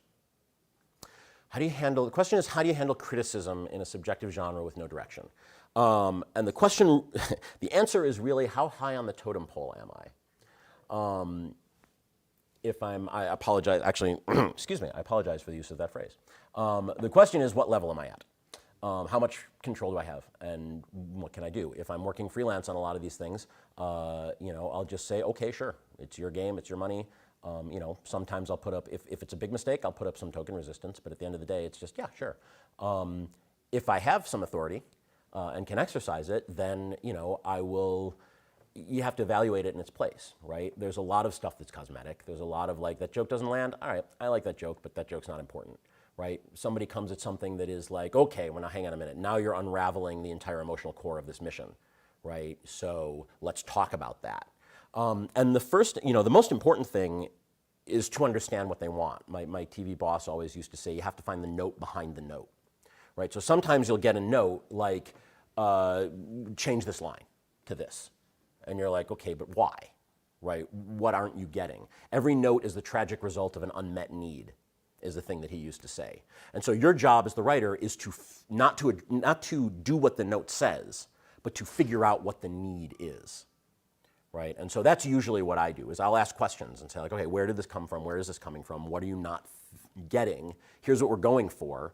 If that's not landing, where is it not landing, and why is it not landing, and how is it not landing? And there are times, you know, you look at it, there are times where people say, I love this line, I hate this line. All right, you know, usually people are more likely to speak up if they hate something than if they love something. And so there's usually a perception bias. So, you know, a lot of times if you have the authority to make the decision, if one person says they hate it, you know, you can probably let that go. If you're not in the position of authority to make those decisions, okay, sure. So, you know, it's subjective, but the goal is really to get to the heart of it.